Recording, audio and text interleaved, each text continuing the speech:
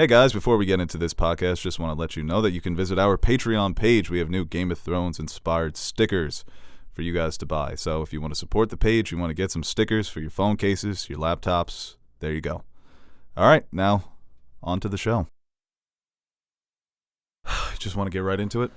Cold openings with you are a nightmare. No, they're not. I mean, I just don't like giving the effort, you know?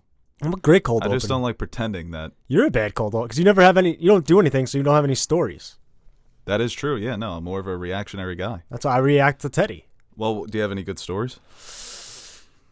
No, I haven't done anything. I haven't. No, I don't do anything. I don't think I've left my apartment except to come here in like 2 weeks. That's actually, yeah, maybe that is true, actually. That's a story. Yeah, we had a little quarantine snafu. Even before that, I just don't do shit. Which I would like to say it's because, I'm being safe. Nope. Just no desire to do anything. Maybe play The Sims. I hear The Sims is very fun. Create your own little world. No. Could be like your own little Wanda. I was going to start playing video games again.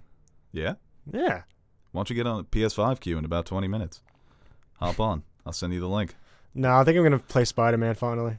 Oh, yes. But, well, you'll like it, man. It's a good game. Well, I haven't been, my PlayStation. I mean, I just said appear offline because I just didn't want to be bothered. And that was 3 months ago, and I never left it since. Yeah, let it be known that Aaron doesn't want his friends inviting him to PlayStation parties. Doesn't want his friends inviting him to I don't play games, COD. so I haven't played a video game in that time period. So I just watch TV and stream. So I'm not going to appear online and people invite me to a party. I'm not going to stop what I'm watching.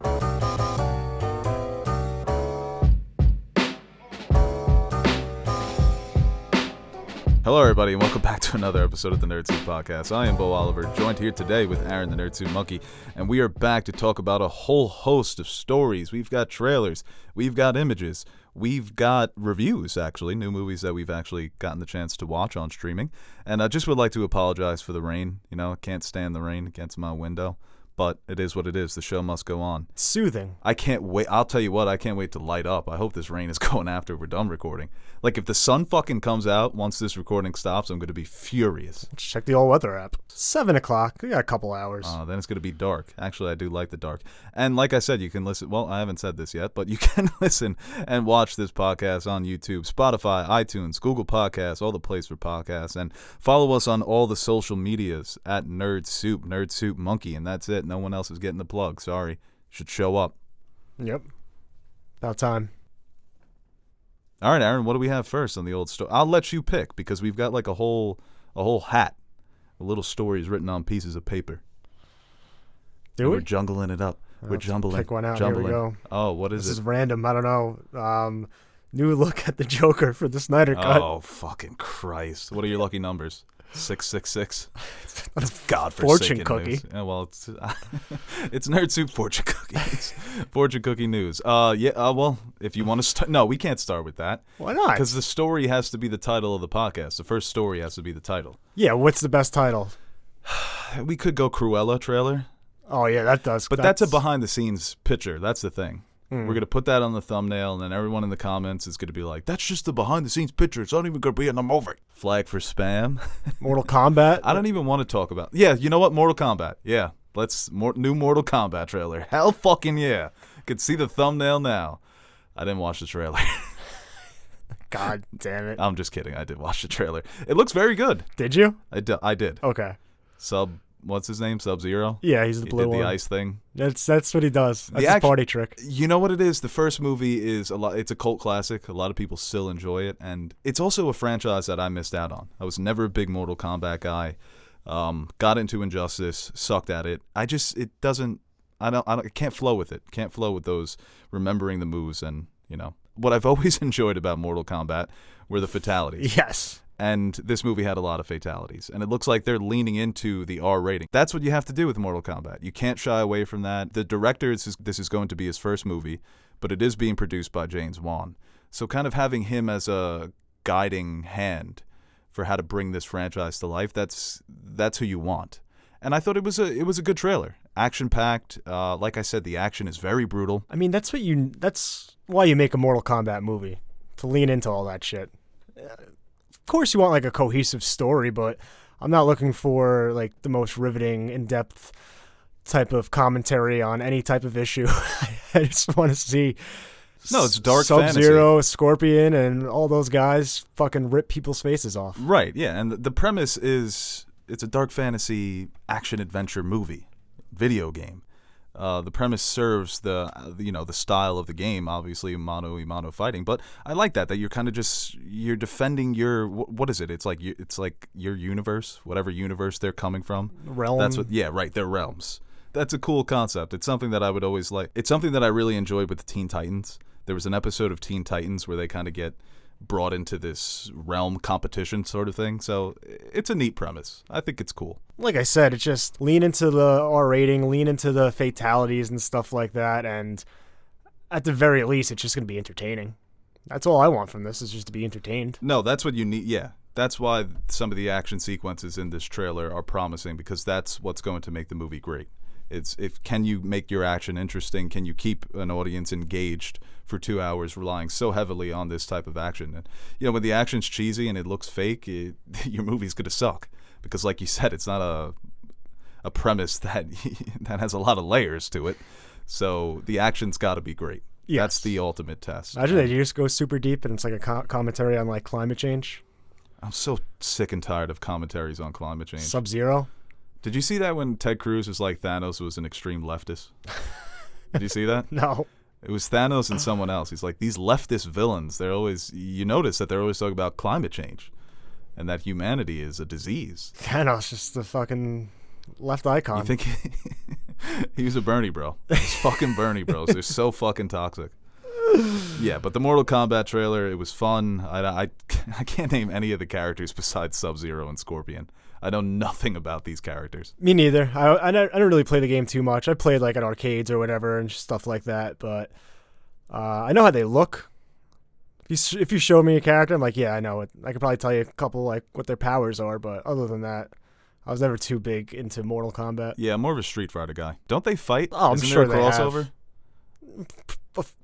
What's Marvel vs. Capcom? What was that? It was Marvel vs. Capcom. That's what it was? Yeah. It was Marvel vs. Street Fighter? Street Fighter is Capcom? Or was it Mortal Kombat? It was Capcom. What's Capcom? That's another fighting game? No, I think it's Ryu. Maybe it's Street Fighter. Maybe they're all connected. You think that this movie opens up the doors for that? To bring in other fighting Marvel? It's the MCU. Yeah. This is connected to WandaVision. Yeah, next week's WandaVision. Yeah. Sub-Zero is going to show up. Sub-Zero is going to be the cameo that Paul Bettany always wanted to work with. Yeah. Patrick Stewart is Sub-Zero. Let's move on to another trailer here. We have the Cruella Speaking of cameos, Zack Snyder said that there's one at the end of the Snyder Cut that's going to... You just want to wedge him in here, huh? You just want to go to the Snyder stuff? Yeah, let's just go to the Snyder stuff. We'll take a detour from the trailers, from the good movies, and we'll talk about the old... Yeah, I don't even want to... Cruella and Mortal Kombat. I almost tweeted today that... Talk about Scorsese's comments on... I might leave you and Teddy to review the Snyder Cut. I don't know if I want to participate in this. Why not? The discourse is too weird for me. It's gotten to a point where I feel weird criticizing Zack Snyder. Maybe I was a little too harsh on him on the last podcast that we did. And it's just a space that I don't know if I want to be in.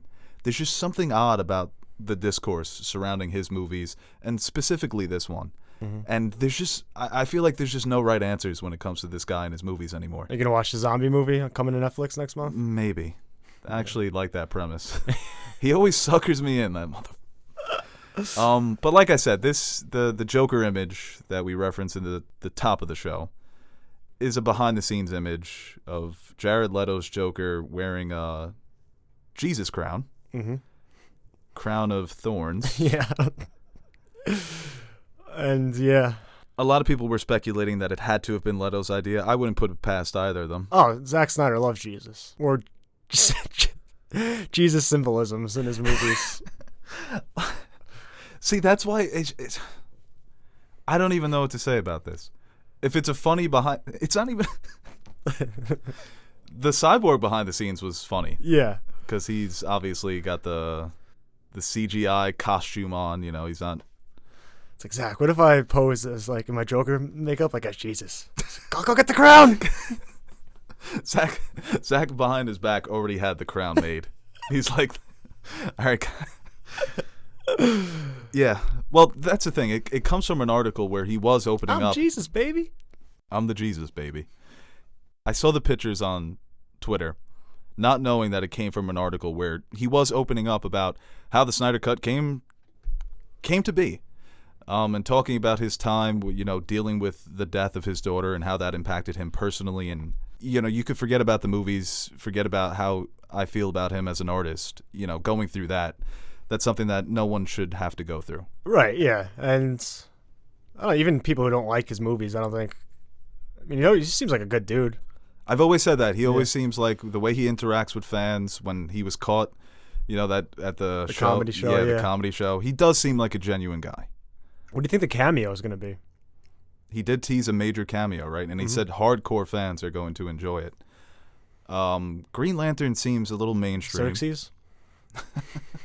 Who? Xerxes? Who's Xerxes again? From 300? That would be hilarious. At this point, he should just throw in anyone. I mean, if this is going to be his last hurrah, his last DC movie. But a big cameo, maybe like for hardcore fans, who's a DC character? He's got a lot of them in there already. I think Ryan Reynolds as Green Lantern would be hilarious. If they're never ever going to do anything again with it, and it's just that movie also exists and whatever the DCEU is, that would be cool. The dude from Man of Steel, the military guy, is supposed to be playing Martian Manhunter, right? So that's not a surprise cameo. No. Maybe like Quicksilver? I was going to say maybe like any of the old Supermen. Oh, right. That could be interesting. Mm-hmm. A Brandon Routh Superman. Maybe a Smallville Superman. Mm-hmm. Zach's like, we CGI'd Christopher Reeve. That's where the budget went. That's where the fucking $45 million budget went. And Joker is a Jesus And costume. Joker is a Jesus. Yeah, they spent the last $500. They got the real crown. Yeah, no, they fucking expedition Off the black to the market. Holy Land. Yeah. I could see Zack Snyder leading that expedition. I'd follow him. Well, apparently Leto's got a cult. I've brought this up on the podcast before. You guys were a bit startled by that revelation, but Cult stands. no, I think he's taken it a bit further. When you invite those stands to a private island and you stand above them on a hill raising your arms, cult. But maybe he'll run for president, right? People like that shit. Cult of personality is a powerful thing. Leto 2024. Now, who's on his ticket? Leto? Yeah. I think he transcends the idea of a ticket and just goes Well, Leto. Well, does he lean? Just puts himself Underwood, at VP. Underwood. Yeah. Well, it depends. Does he like lean into it? Like he needs someone on his level, or does he get someone that A moderate. yeah, that can Right. Yeah. Just other people can look at that are he's a little too much for me, but this person.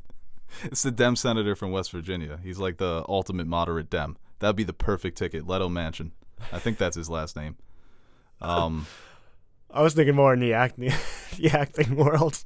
Oh, okay. Like Tom Hanks. Yeah, Tom Hanks. That would Leto be Hanks. perfect. Right. Yeah. Chet Hanks. No. Chet Hanks is secretary.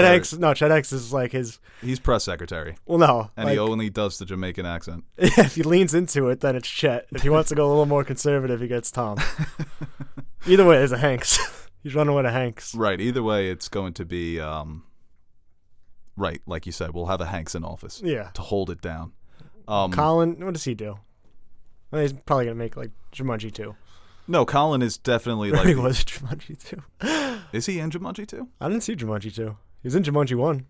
He voices Woody for all of the stuff that's not the movies. Really? To me, that's hilarious. Tom's like, I can't be bothered to voice a fucking toy. Get my brother. That idiot. Is there a bigger difference in siblings between Chet and Colin Hanks? There is quite the difference between siblings there. Yeah. What were we talking about? We're talking about Snyder Chet stuff. Hanks. Let's move on to Cruella. The Cruella trailer. I want to talk about Chet some more. Well, hopefully that'll be the next character Emma Stone plays. Chet. She could do it. She could pull it off. You know what?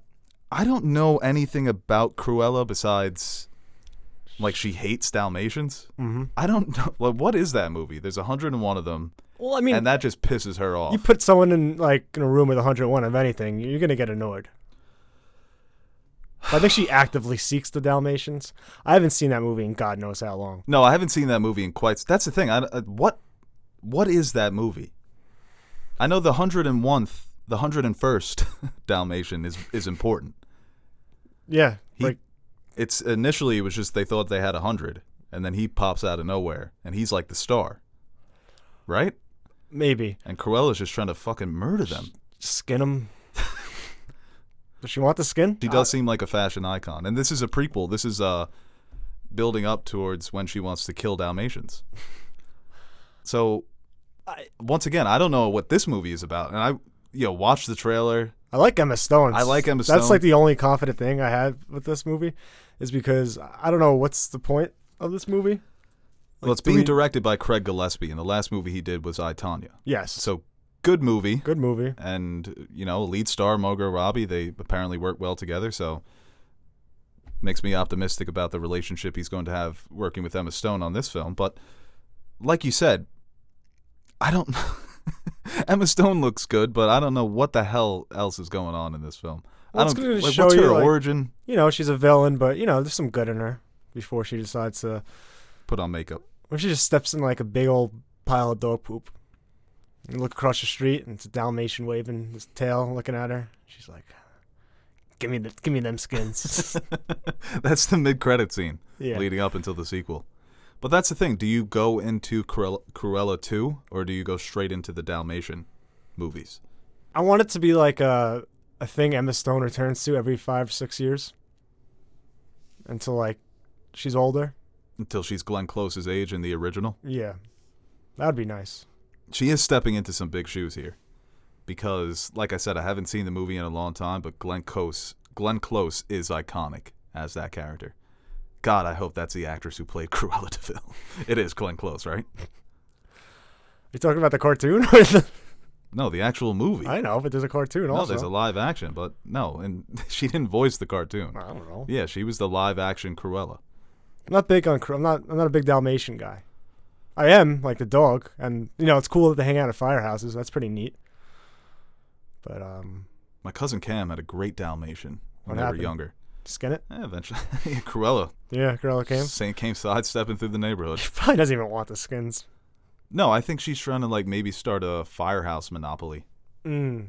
and now she can start 101 firehouses. Corner that market. I actually think that's a myth. I've never seen one Dalmatian working at a firehouse. Yeah, I've never been to a firehouse. All right, you want to move on here to the next story? What else do we have? Well, we've got some other.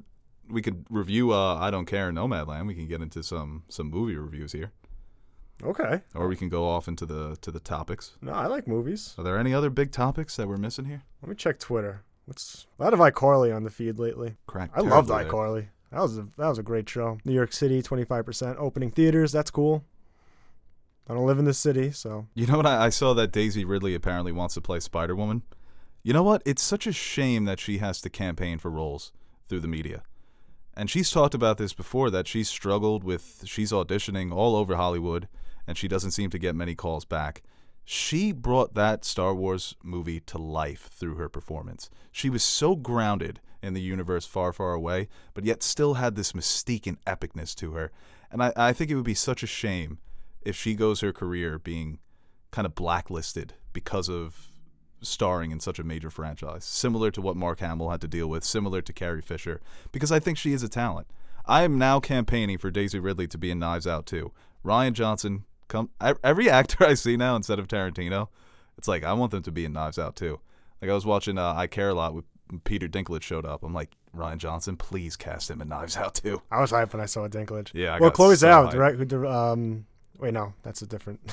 I don't know. Let's cut that. Yeah, we'll get back yeah. into it. I feel Oh, like yeah, there I was other shit that dropped that we're forgetting. Oh, that's some casting news. Goldblum and Michael Cera in talks of being Wes Anderson's new movie. That's cool. What else was there? Oh, the Joaquin Phoenix, A24. He's going to be in Ari Aster's new movie. Right, yes. That's He's going to be the fucking lead, awesome. right? Yeah, That's a hell of a pairing. I know. I love Ari Aster. And I love Joaquin Phoenix. So. Yeah. When you look at what they've done over the last couple of years, you think, yeah, that's a kind of natural intersection. They just end up in each other's laps. Like, hey, you want to make a weird ass movie? I'm still Hell pissed yeah. they didn't go with the white bars for Midsummer. Oh, that would have been so distracting. I know, but That would have been blinding, it would have dude. been neat. That white, that pure white. Mm. Oh, just thinking about it's giving me a headache. Wear shades in the theater. You saw the news about Edgar Wright apparently is adapting the Stephen King book, The Running Man. No. To me, that's The Dance? we always no. It's gonna be 2 hours of that and a dope ass soundtrack curated by Edgar Wright. We always talk about how King adaptations have gotten better over the years, and it's because better directors and writers are attaching themselves to these projects, and I think this might be the most high-profile director to attach himself to a King project in a long time. And I don't know much about the book. I wanted to tweet that every podcast should just have a King correspondent, just an expert on all things Stephen King, because it feels like every 2 weeks someone's adapting. It's like, oh, we're bringing in Joe, the King correspondent, because King's got some fucking fanboys, dude. Like, I know several people who will read everything the guy writes. What does he, Makes a lot of money. what's his number? How many books has he written? If I had to guess, Is it a bibliography? Like a filmography? 'Cause I I only know bibliography from like my papers in high school and college. I'm going to say in the 40s. I'd say 43. I'm going over. 82. Yeah. Yeah, holy shit. I was Doubled right. my guess. Yep. You were over. Yep, nailed it. 82. But like I said, it's apparently it's got some Hunger Game vibes. It's about people that get dropped into this thing where they're being hunted. So that's why it's called The Running Man. It's got Temple Run vibes as well. Just running for your life. I'm sure there's more to it than that. I mean, Stephen King is obviously someone who likes to flesh out his stories. For better or worse, not all the stories are great.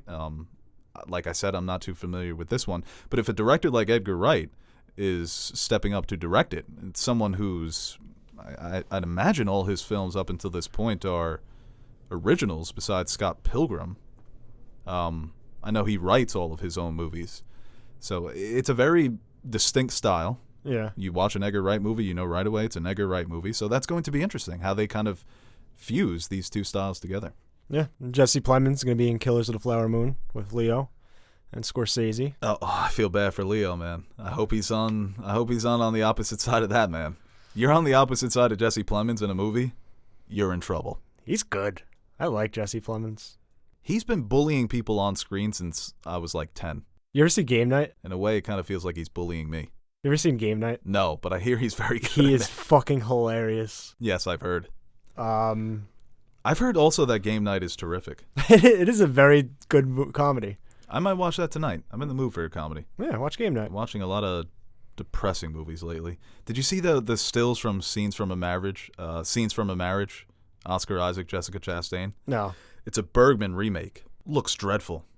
Like bad? Yeah. Why are you remaking Bergman? Well, isn't Just James make your Wan own movie. remaking what's the movie called? Came out like 4 years ago about the high-speed rail. It's a foreign movie. Oh yeah, Train to Busan. Yeah. Is it James Wan? I know it's he's not directing. It's another director. It's kind of like I'm pretty sure it's a first-time director. That's also I mean, somebody Oh, he's tweeted- going to produce. Right. That's not necessary. It's very unnecessary, dude. I mean, the movie's right there on Netflix. Someone said like a high-speed rail in America. Doesn't exist. That's what I don't get about a movie like that. It's just so particular to South Korean culture. Well, it's like also Do people realize that you can rip off of movies?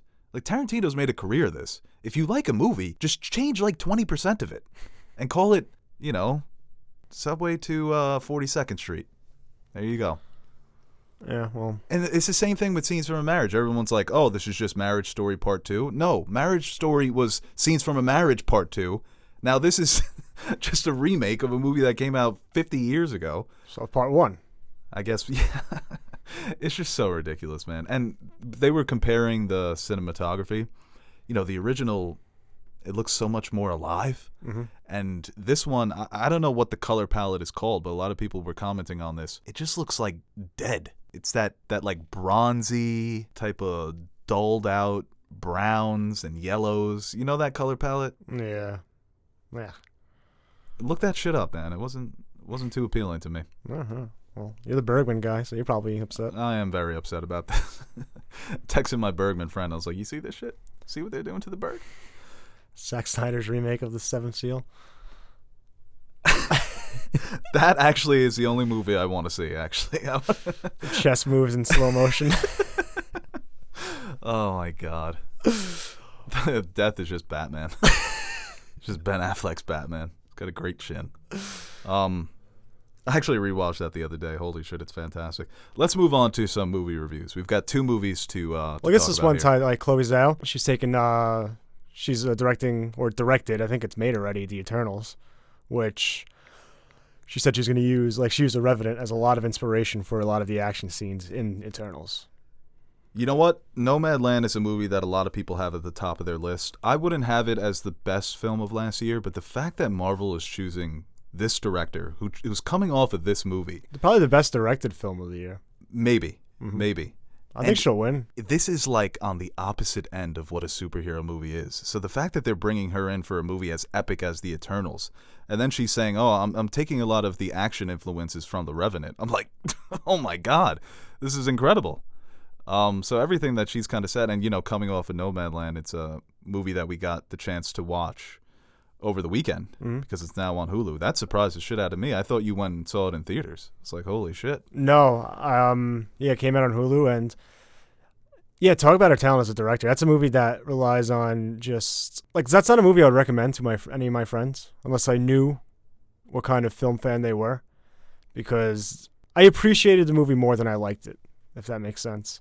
And I thought Frances McDormand, I mean, I said on Twitter, like, she's just terrific. And it's not like a performance that, you need a lot of emotion or long monologues or the big moments and big scenes where you have to carry it if you're acting. It's a very subdued but so candid such a candid performance. And it kind of, that and involved with, like, just the way it was directed, the way it was shot. It was a very, like, depressing movie at times, but I guess just that journey you take along with the direction and the performances was just a very real experience.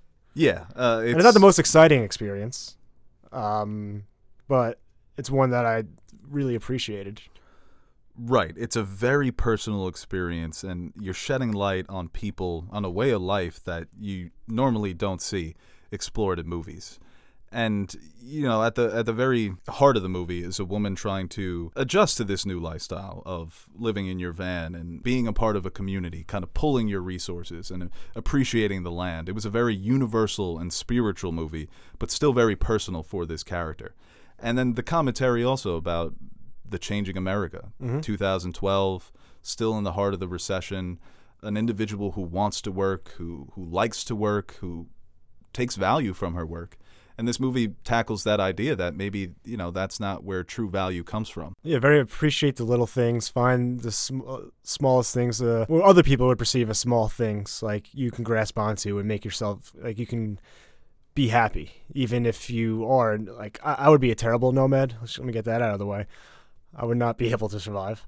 But just like seeing their experience, like especially that character, like just how friendly she was and how like open she was with the community and everybody else in that community, all just seemed like pleasant people. And you just wouldn't get that from the outside looking in of people living in trailers and vans. But they're able to get happy about finding like a can opener or finding like something they can find useful or lending something to somebody that you might not find useful, but they can. The littlest things, and it just changes like their whole mood or their whole, like, they can just find happiness in these things. And that was something that was just like a different like experience, like watching that. Right. And her performance, that lead character, is her and the director are almost one and the same. They're just kind of shedding a light, like you said, on this way of life, and a positive light, a sympathetic light. It's definitely a movie that there were certain scenes that really stuck with me, man. That one scene with Swanky, when she's talking about the birds and that she could have died in that moment because it was so peaceful. I thought the Swanky character was my favorite part of the movie. And also David Statham, who was a real standout here. The lines of dialogue, the discussions about life and death and being remembered and living a life that you could feel satisfied about. Yeah, it just really stuck with me. It's one of those movies that, at times I was getting a little restless with it, but it sticks with you when you're done watching it. It's a movie that I keep thinking about some of the shots, some of the sunsets. And like you said, just these characters. They everything about this movie, it connects with you. It connects with your soul. It was very, like, just very candid Yes. Every character, every performance, it's like these were real people. And it's not like, like I said, it's not Frances McDormand doing these long monologues and emoting in some ways you see in other great performances with passion and fear or sadness. It was just a very natural, like these all felt like real people. Right, and her whole... It felt maybe it was like a documentary at times. And in the beginning, when she has people from her life seeing her in this condition, she would say, "Don't worry about me, I'm fine." So a lot of that comes out in the performance, that she is trying to keep it together. So even though, like you said, that she's not delivering monicons, she's not delivering monologues or emoting, it's all there. It's like being bundled up, and it kind of it seeps out throughout the movie. But I can see why so many people are praising it, man. It's a slow burn, but like you said, I wouldn't recommend it to friends and family. I'd recommend it to our listeners, because I think our listeners will definitely find something. Even if you don't love it, you'll find something to take from it. Mm-hmm. Has there ever been a Best Director winner to direct a Marvel movie? I don't think so. Yeah, no. This could be the first. They say she's the front runner, so. Yeah, I mean, the amount she's setting records for the amount of awards that she's won so far. Yeah, that'd be so dope to see, man. You're just happy for a filmmaker like that. I don't know how many films she's made up until this point, but she seems relatively young. Mm-hmm. So yeah, now that's just makes me more excited for the Eternals. Having a filmmaker with this type of sensibility coming onto a superhero film, you're going to see that in the Eternals. You definitely are. That's weird. I'm pretty sure she shot the Eternals before this, maybe. Okay. I want yeah, the production has been all around. Yeah. And maybe the Eternals is even slower. Imagine that. That would be surprising. 100% on Rotten Tomatoes, 30% fan score. The Tree of Life, but the Eternals. All right, let's move on to the next movie that we got the chance to watch over the weekend. I Care a Lot, directed by Jay Blakeson, who just goes by Jay. No full name.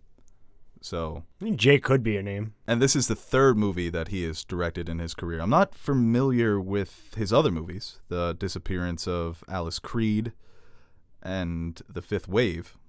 Oh boy, The Fifth Wave was that disaster movie with Chloe Grace Moretz. It looked terrible. But this one, you know what? I Care a Lot. I'll tell you this. The first hour of this movie, I was convinced I was watching one of my all-time favorite movies.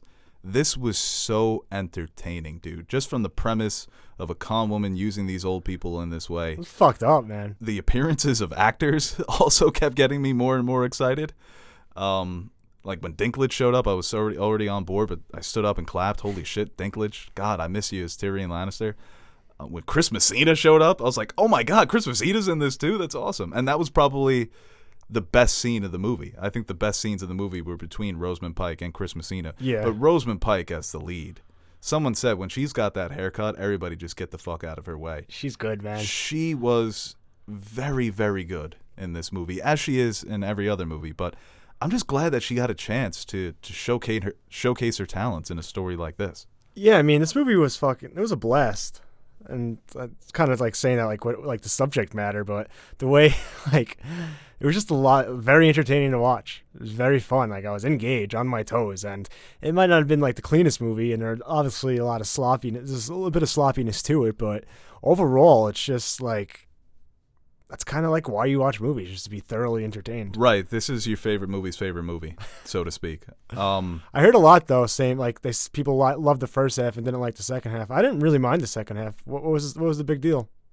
The second half to me, once they go into the nursing home and he tases the guy, that's where everything kind of went on a downturn for me, because it became more violent, a bit more brutal, and I think there were inconsistencies in the tone. At times I didn't know if it wanted to be a dark comedy or a crime thriller, and then I thought it went full throttle into being a crime thriller, and to me that was a bit jarring, because there were moments that are clearly supposed to be comedic, like Dinklage's character, for instance, could have been more in line with Rosamund Pike's character, where I thought he was too cartoonish. And I thought when they introduced him, when they show that he is this type of crime figure, that he was going to be like this just relentless badass.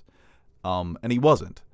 So it was like they went full throttle into crime thriller, but Dinklage was still clownish. So I think the tone was a little off. But the second half was still entertaining, man. I thought her escaping from the car chase is her escaping from the drowning car is very much where the movie, I think, downturns for me. But that was still a great scene. Yeah. And I still loved, her going and trying to just settle this once and for all. I thought the second half, it just wasn't up to par with the first half, but it was still entertaining. Right.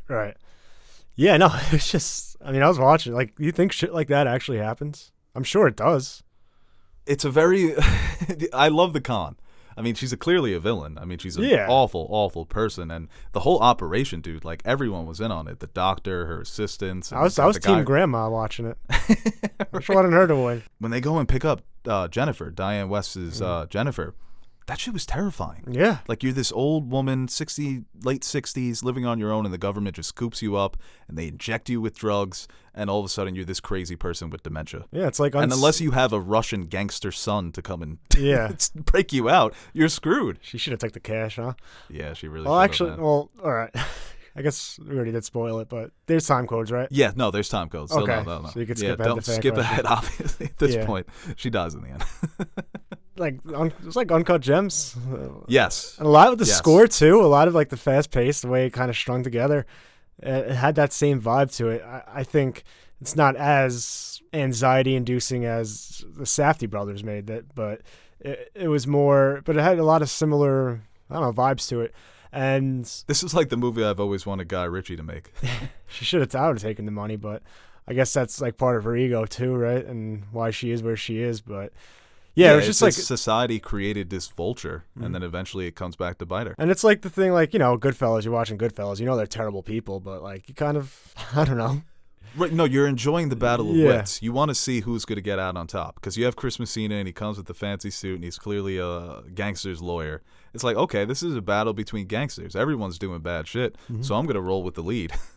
I'm going to roll with Rosamund Pike at this point. Team Grandma. Right, but the battle, right, Team Grandma. She was great too, man. Yeah. When that exchange that they had. fucking choking her. Yeah, she started choking her. But even before that, when she's like, you're in a load of shit, man. Like, you're barking up the wrong tree when she's still kind of like all fucked up from the drugs. Yeah. But that's why the second half annoyed me. Because the first half had so many great scenes of just mano a mano. The courtroom scene was great. I was like you said, I was on the edge of my seat trying to see who was going to get the upper hand, who was going to reveal a new piece of information, who was going to have the next witty line of dialogue. And then all that, it doesn't go away, but it just becomes a darker movie. But I thought the ending of him and her teaming up, I kind of was like, I love that. Yeah, I really did. It makes sense, right? Like, if we're beating the shit out of each other up until this point, like, let's just team up. Yeah. We always say that with, like, opposing figures in movies. Like, damn, if only they worked together. The shit that they could do. Well, it was funny, like, when the guy spit on her in the beginning. I was like, oh, that's fucked up. Yeah, it's disgusting. And then, like, 20 minutes later, you're like, oh, yeah, she probably deserves that. Right. Yeah, right. I was wondering how far the con goes, where if some of the people that she's taking care of actually need it, and then she just looks for other people that she can take advantage of. And no, she was just like looking for anyone. Like, we're going to put you in this nursing home, we're going to drug you up, and that's it. Yeah, your life's over. And the premises like this always freak me out. They always skeeve me out, like Unsane, being locked in an insane asylum and having nowhere to turn to, you know? Because the more you say you're not crazy, the crazier you look. Right. Yes, exactly. And the people working there, they don't give a fuck, you know? They just see crazy old woman trying to escape. But yeah, like you said, man, it was just fun. This is why you go to the movies. This is why... This would have been a fun movie to see in the theater full of people. Oh, yeah, definitely. Because I think people would have been laughing. They would have been a lot of... Yeah. And... Talk about two different movies, though. Nomadland and I Care a Lot. This was my double feature, actually. Saturday night. I went I Care a Lot first, and then I went into... I should have actually done it the other way around, without a doubt. Because coming out of I Care a Lot, I had like an adrenaline rush, you know? But it was great to watch greatness in the form of Rosamund Pike and Frances McDormand, you know, getting to spend a Saturday night with those two ladies. It was a fun night. Yeah. What did I do Saturday? Nothing. Sick invite. You're a fucking loser. I know. All right, you want to go to fan questions? Sure.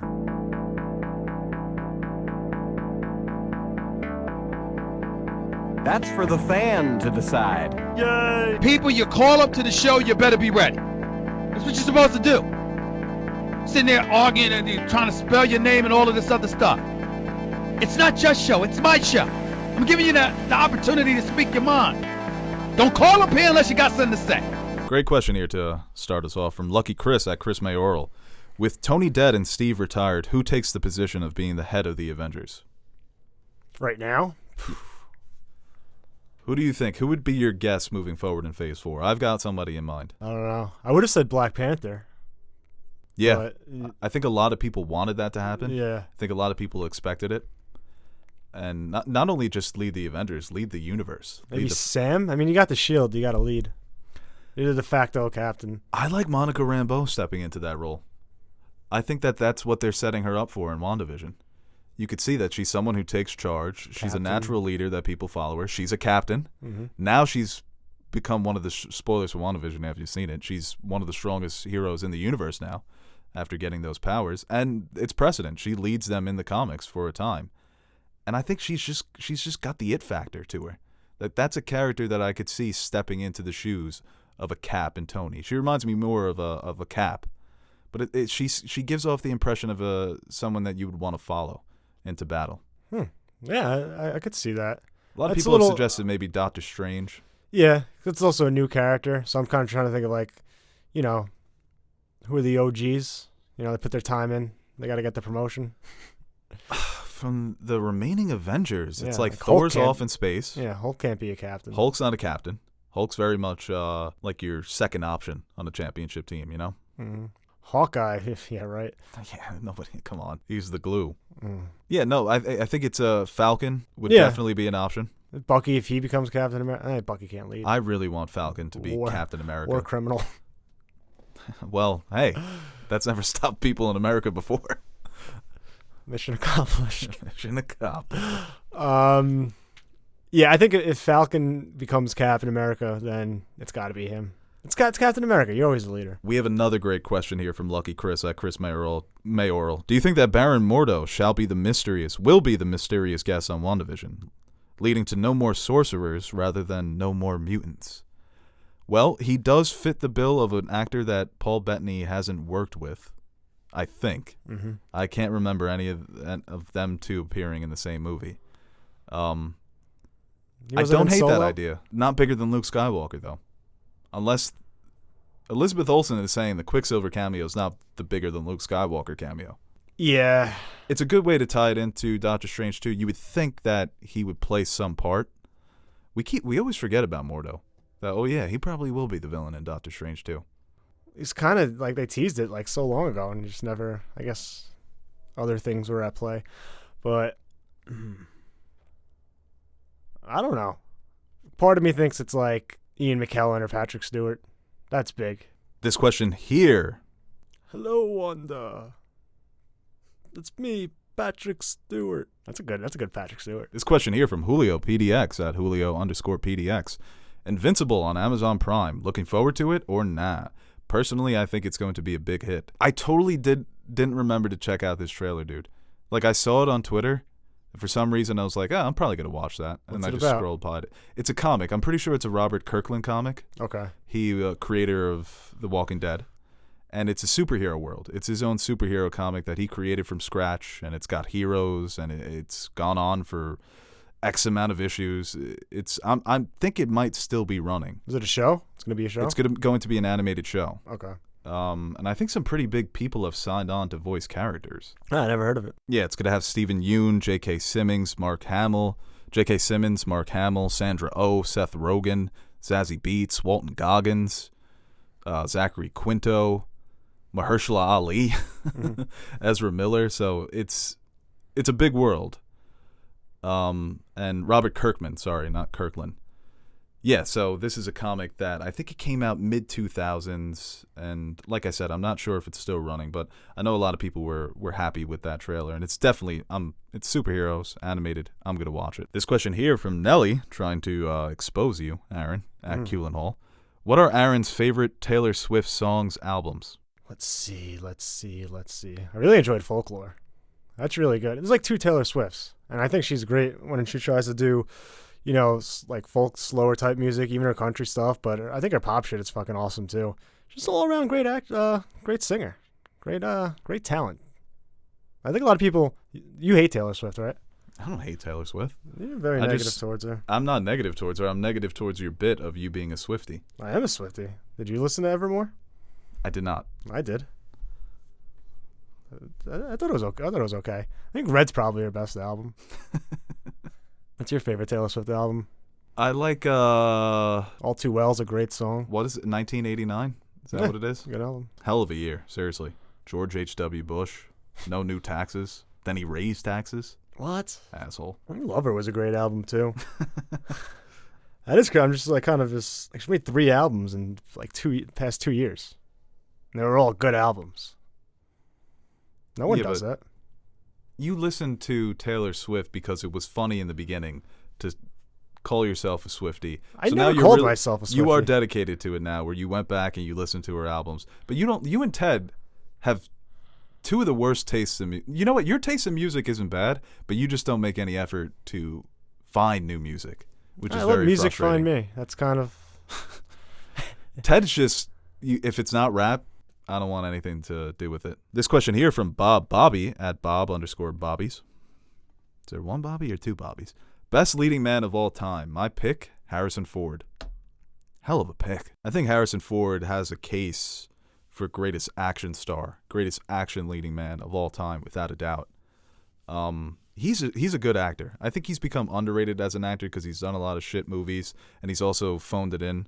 But when he's good, he is very good. yeah. I'm trying to think. Like, I guess it's not the best. It's kind of like the best like frontman in a band. It's like you don't have to be the best singer or make the best music, but you have like just this infectious energy, or this. I guess in this case it would be just screen presence. I mean, the classics, you go Humphrey Bogart, Jimmy Stewart, Marlon Brando, the old Hollywood leading men. I mean, Yeah. those are the archetypes, right?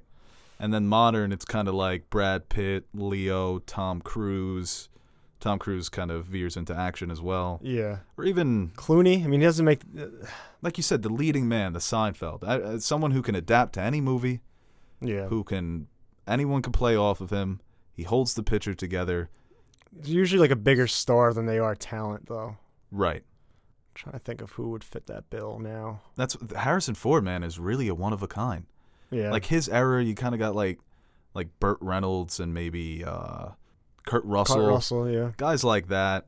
The 80s action star. You can even go like, the buff action stars would be Arnold and Sylvester Stallone. Mm-hmm. But I think Harrison Ford really might just be the best because he did everything, man. Like in a 6-year span, he was doing Star Wars, Indiana Jones. Oh, and I'll go do Blade Runner. Like what? And then he's got obviously the Air Force One is a classic. I'd say Tom Cruise, man. He's been for so long. This question here from Joe at Joe_Kenobi. Best casting you've ever seen, I would say RDJ as Iron Man or Al Pacino as Michael Corleone.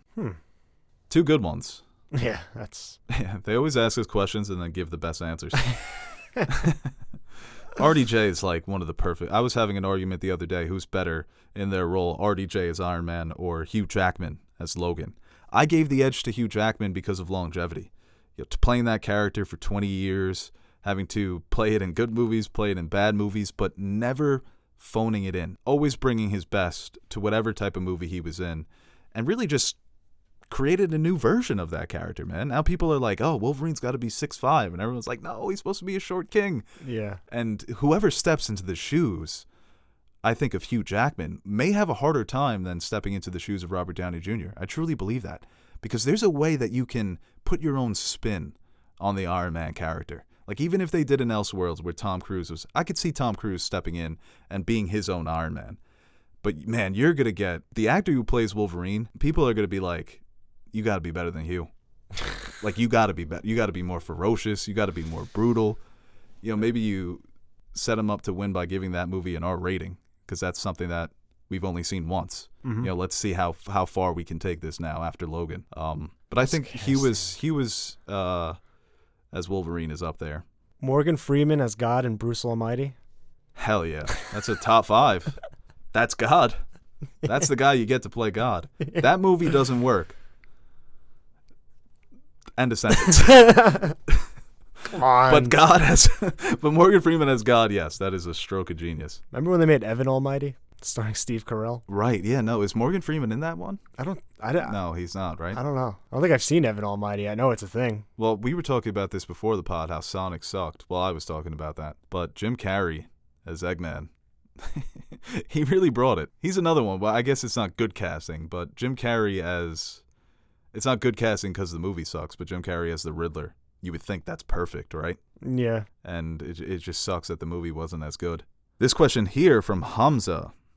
Why do you think that Warner Brothers is so hesitant to give Henry Cavill another Superman, but will happily give Gal Gadot another Wonder Woman film after the fumble that was Wonder Woman 84?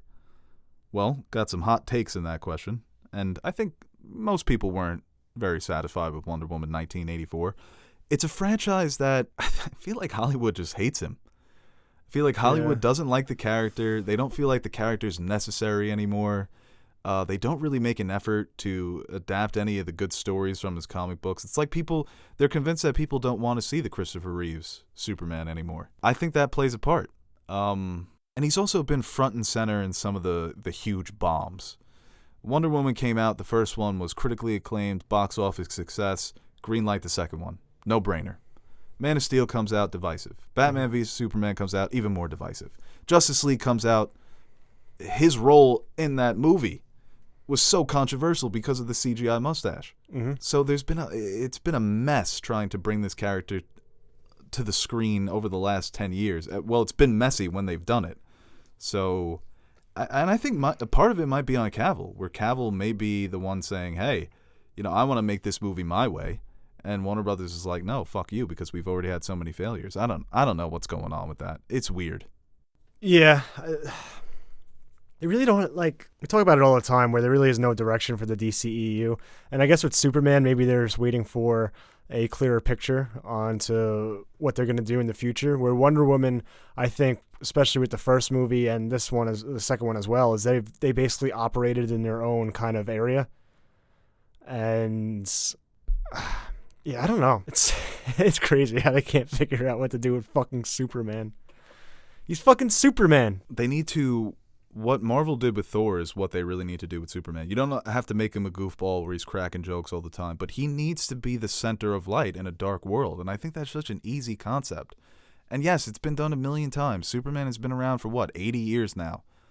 But there's still so many great stories that you can adapt from the comics. I would love for them, I still say to this day, I would love to see Cavill age him up a bit and do a Kingdom Come adaptation where Superman is kind of the anti-hero, where Superman is just caught in between of the politics of the world and doesn't know which side to go, doesn't know which way to go.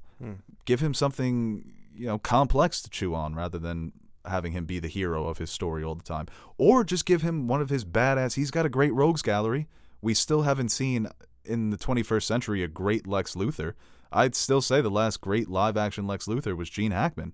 I mean, Kevin Spacey's Lex Luthor, Jesse Eisenberg... speaks for itself.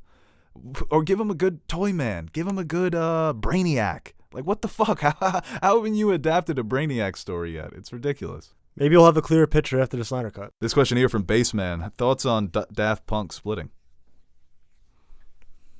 It's a shame. You texted me about this. You were like, no. Just no. I was like, what? It's too much. I mean, there's a lot going on, and what are they going to do? Are they going to make, solo albums? Or are they just, Well, they make an album every, 20 years anyway. Yeah. So, maybe they just figured we're not going to be making any more albums, so why maintain? They just fucking hate each other. That's sad. Yeah. That would be sad. Breaking news, we're actually, you're leaving the podcast. No, it is sad. I mean, like you said, you don't know if they're going to make solo work, and... when they made that album, what is that, 2016? Get Lucky?